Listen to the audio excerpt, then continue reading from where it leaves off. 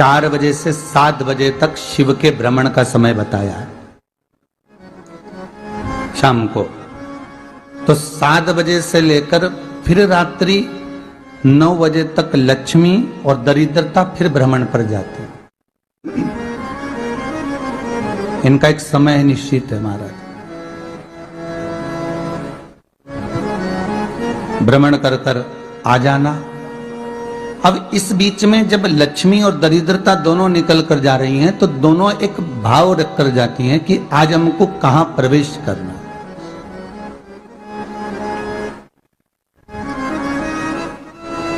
आज हमें किस जगह पर प्रवेश करना है, आज हमें कहां पहुंचना है, आज हमें किस जगह जाना है। और जिस नगर में जिस मार्ग से लक्ष्मी और दरिद्रता निकल कर जाती है, ये दोनों का जब निकलना होता है, इनको स्थान दिया गया जहां पर स्वच्छता हो, घर के दरवाजे पर रंगोली डली हुई हो, द्वार पर जल छीटा गया हो। महाराज उस द्वार पर लक्ष्मी प्रवेश करती है तो दरिद्रता भी जाने लगती है अंदर। जब दरिद्रता अंदर जाने लगती है तो लक्ष्मी उसको रोक देती है। पहले मैं देखकर आती हूं कि तेरे लिए स्थान है कि नहीं, तू यहां रुक।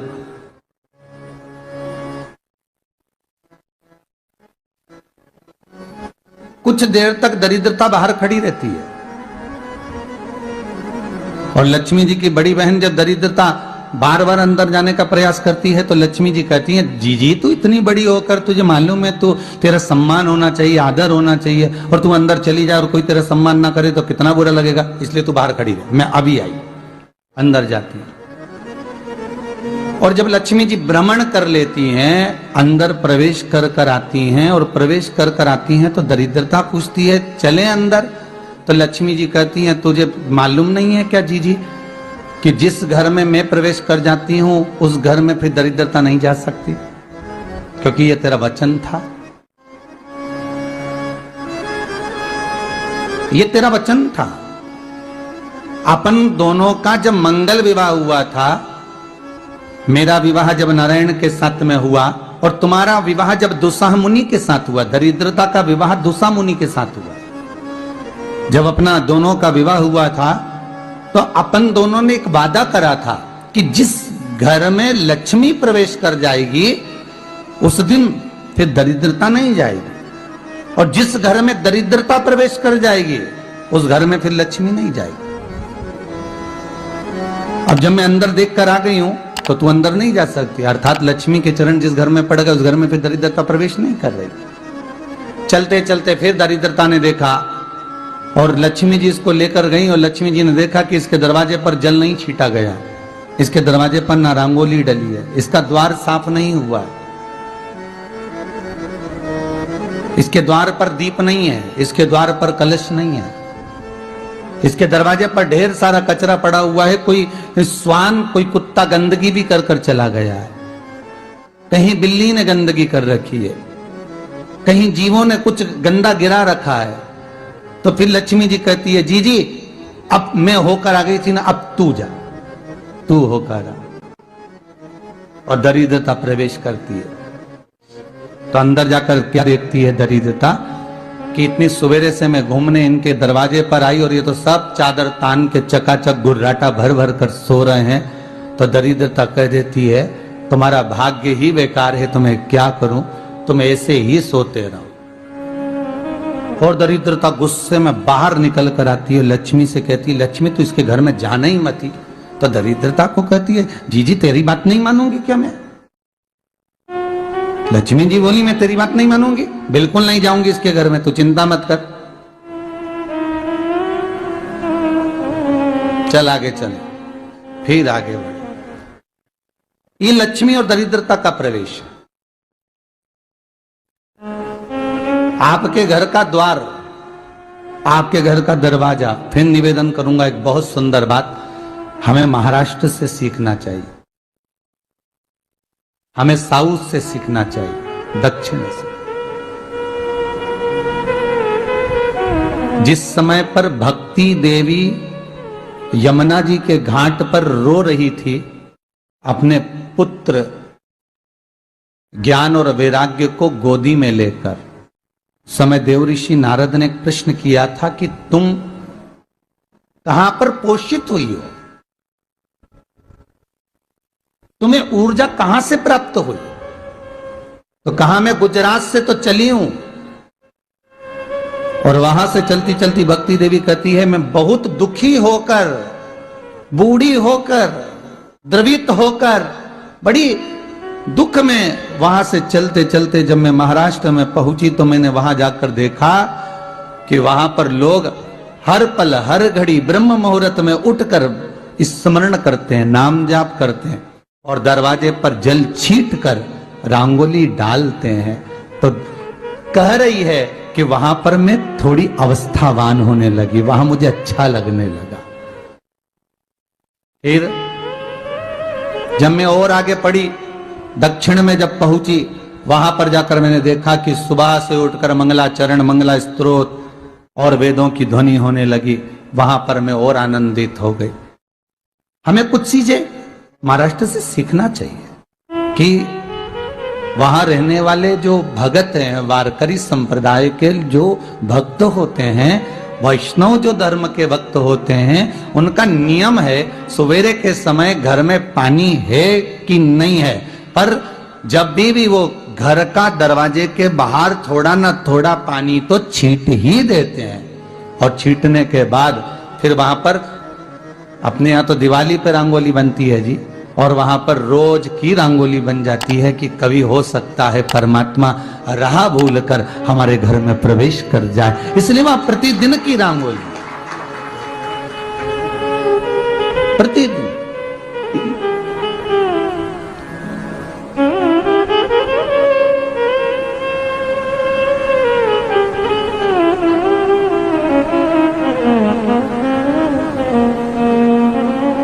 हमें सीखना चाहिए थोड़ा सा।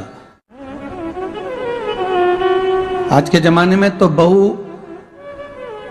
अपने कमरे की झाड़ू लगा ले, वो ही बहुत बड़ी बात है। हो खड़ी खड़ी बहू ये देखती रहेगी कि नौकरानी सही से झाड़ू लगा रही, वहां से लगा के लाओ, इधर से हेड के ले जाओ, वहां से कचरा सोरो, वहां से पोछा लगाओ। खड़ी रहेगी, उंगली से बताती रहेगी, पर इतना नहीं बनेगा कि सेविका से, नौकरानी से, दासी से कह दे कि तू मम्मी पापा के कमरे की लगा ले, मैं मेरे कमरे की लगा लूंगी, तू जा उधर। थोड़ा दया का भाव अगर होता तो उसके मन में भी आता कि मेरी बड़ी सेठानी तो अपनी जगह पर है, पर छोटी तो सेठानी की भी बड़ी सेठानी है जो मुझ पर करुणा करती रहती है। पर बड़ी तो कहे कि बेटा रहने दे, तू उधर ले जा, जब भाभी के कमरे में देख ले जा। उसके बच्चों का बड़ा फैलारा रहता ना, तू उधर देख ले जा, तो जरा उधर, मां उधर भेज रही है।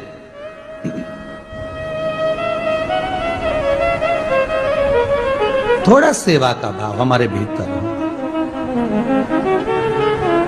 और एक निवेदन तो हमेशा करा है और अब आज भी करता हूं, पूरे घर की सफाई करवाओ, पूरे घर में तुम पोछा झाड़ू जो चाहे करवाओ, मना नहीं है। पर एक निवेदन है, रसोई घर के अंदर बहू और बेटी ही जाकर भोजन बनाए तो अन्नपूर्णा सदा कृपा करती है महाराज। बहू और बेटी ही।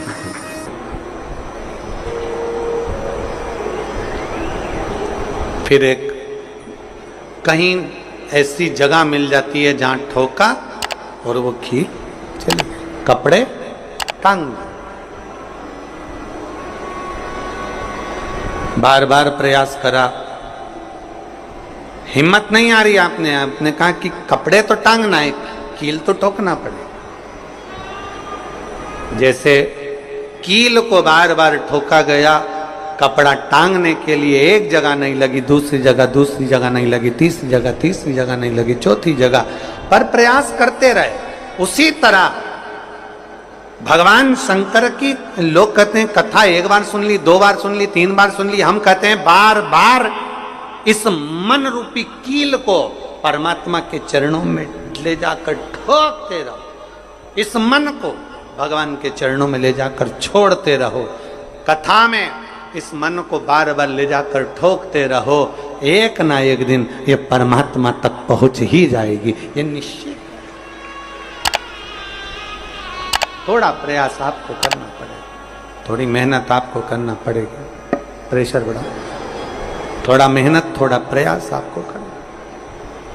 और मैंने तेरे ही भरोसे बाबा, तेरे ही भरोसे हवा बिच उड़ती जावांगी, बाबा डोर हर तो छड़ी लावे कटी जावांगी, भोले मैं तेरी कदम। अब मन को लगाते रहो,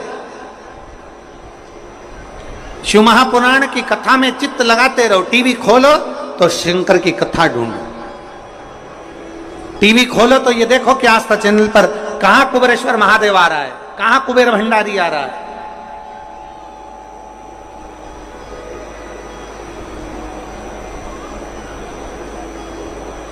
मन को इधर उधर ना मोड़ो। जैसे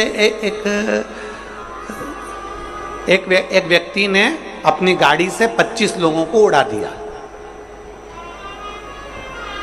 अब एक व्यक्ति ने 25 लोगों को उड़ा दिया तो उसको ले जाके पुलिस वालों ने जज के सामने खड़ा कर। जज ने पूछा, तुम्हारे ऊपर इल्जाम लगा है तुमने 25 लोगों को उड़ाया। जी हुजूर, सफाई में कुछ कहना चाहते हो, सफाई देना चाहते हो?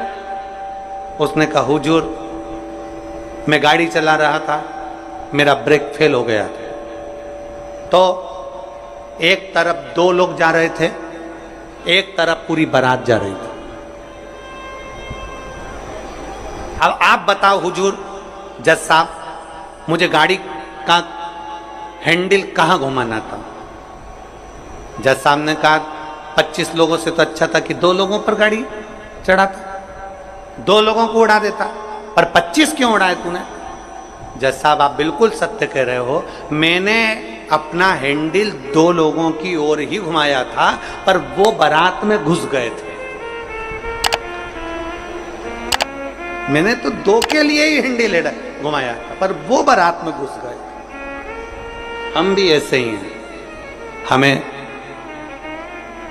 शिव जी को 1 लोटा जल चढ़ाना है, हमें शंकर जी का भजन करना है, हमें भगवान को भजना है, हमें कथा सुनना है। हम जाते बड़े मन से कि हमें कथा सुनना है, कथा सुनना है, कथा सुनना है, कथा सुनना है, और मालूम पड़े कथा में जाकर बैठे, कोई इधर बात कर रहा था, कोई उधर बात कर रहा था, कोई पीछे आवाज लगा रहा था, कोई कुछ नहीं, तो तुरंत जितने बैठे रहेंगे ना, तुम सबका ध्यान एकदम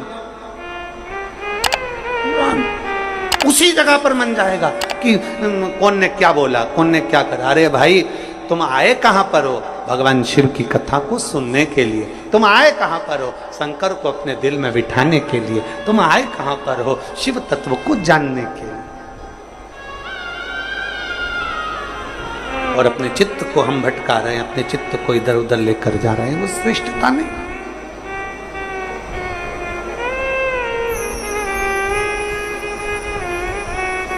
जिस समय पर ब्रह्मा जी ने सृष्टि की रचना करी,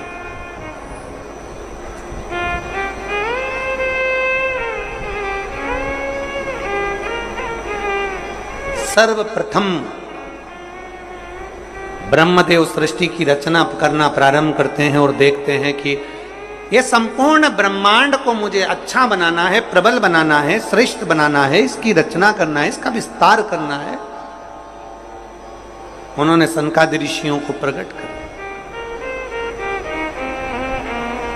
सनत कुमारों को जब प्रकट किया, सनत कुमारों को प्रकट करते से ही सनत कुमार तो भगवान शंकर की, भगवान नारायण की भक्ति में ऐसे डूब गए कि उन्होंने सृष्टि का क्रम आगे बढ़ाया ही नहीं।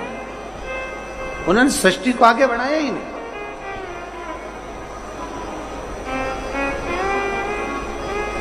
अब ब्रह्मा जी के मन में बड़ा दुख हुआ, ब्रह्मदेव के हृदय में बड़ा दुख हुआ ब्रह्मा जी को। ब्रह्मा जी भगवान नारायण के पास में गए और नारायण के पास में जाकर उन्होंने हाथ जोड़कर निवेदन करा। ब्रह्मा जी बोले हैं, नारायण, मैंने सृष्टि का खंड आगे बढ़ाने के लिए सनकादि ऋषियों को प्रकट किया, मैंने सृष्टि को आगे बढ़ाने के लिए सनकादि ऋषियों को मार्गदर्शन किया, पर ये सनकादि ऋषि तो भगवान की भक्ति में डूब गए, आपके भजन में डूब गए, ये तो कोई सृष्टि को आगे बढ़ाते नहीं है। करूं तो करूं क्या, सृष्टि कैसे बढ़ाई जाए, अब ये मुझे आप बताओ।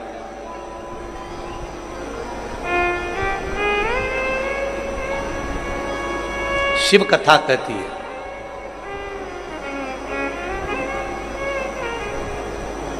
जब आपको लगने लगे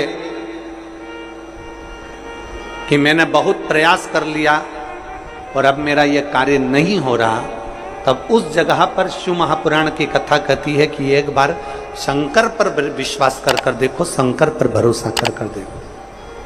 एक पत्र है,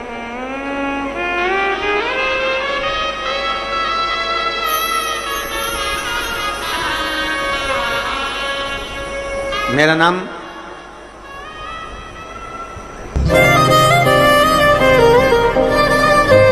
जात्री साहू है, ग्राम बोराई, जिला दुर्ग की निवासी। मेरी 7 साल की बेटी है जिसका नाम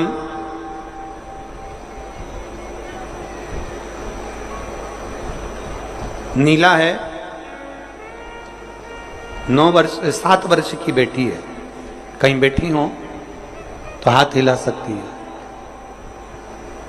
मेरा नाम जात्री साहू है, मैं ग्राम बोराई, जिला दुर्ग की निवासी हूं। मेरी 7 साल की बेटी है, कहीं बैठी है, बच्ची आई है साथ में, ले आओ उसको, धीरे धीरे ले आओ, ले आओ उसको, धीरे धीरे लेकर आओ। 7 साल की बेटी है, 9 फरवरी को स्कूल से आई और अचानक वो बात कर रही थी तो तुतलाने लगी। तुतलाते तुतलाते उसकी आवाज चली गई, गिर गई, कमर, पैर, हाथ कुछ काम नहीं कर रहा था। बाद में उसने आंखों को भी बंद कर लिया, सुनने की शक्ति भी चली गई। गुरुदेव, हम तुरंत उसको लेकर डॉक्टर के पास भागे। जब डॉक्टर के पास गए तो डॉक्टर ने जब जांचें करना प्रारंभ करा और जांच करते करते करते करते मालूम पड़ा कि इसको एक बीमारी हो गई है जो 2 लाख बच्चों में एक बच्चे में होती है, जिसका नाम GBS है। जिस बीमारी के अंतर्गत शरीर के, गला पकड़ रहा है भाई, जिस बीमारी के अंतर्गत शरीर के एक एक अंग बंद होते चले जाते हैं, उसकी नसें चोक होती चली जाती हैं। GBS बीमारी के अंतर्गत नसें चोक होती चली जाती है, बोलना, देखना, सुनना, शरीर का काम करना सब बंद हो जाता है। डॉक्टर ने कहा यह बीमारी बड़ी खतरनाक है, यह बीमारी ऐसे ठीक नहीं हो सकती, इसको नागपुर ले जाओ। हम अपनी बच्ची को नागपुर लेकर गए। नागपुर में उसका इलाज चालू हुआ। इलाज करवाते करवाते करवाते करवाते 10 दिन हो गए, 15 दिन हो गए, पर बच्ची को होश नहीं आया, वेंटिलेटर पर पड़ी रही। ना बोल पाती, ना चल पाती, ना देख पाती, ना सुन पाती।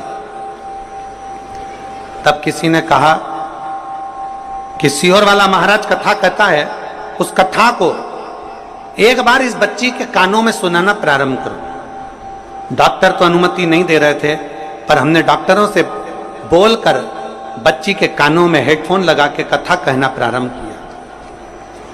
शिव मंदिर जाकर बेलपत्र लाते, उसके पलंग पर रख देते, थोड़ा सा जल लाकर उसके होठों पर लगा देते।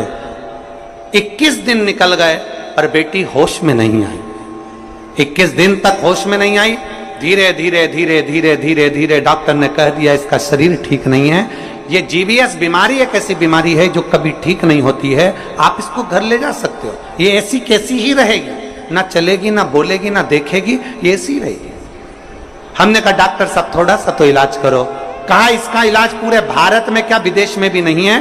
तब हमने वो बेटी 21 दिन तक ये किया, फिर सीहोर से रुद्राक्ष मंगवाया, उसका जल दिया, फिर पशुपति व्रत किया। ऐसे करते करते 45 दिन निकल गए और 45वें दिन जब हम बेटी को जल देना प्रारंभ करें तब डॉक्टर ने कहा अब इसके शरीर में हलचल हुई है और ये इसको वेंटिलेटर से उतारकर आईसीयू में रखा गया।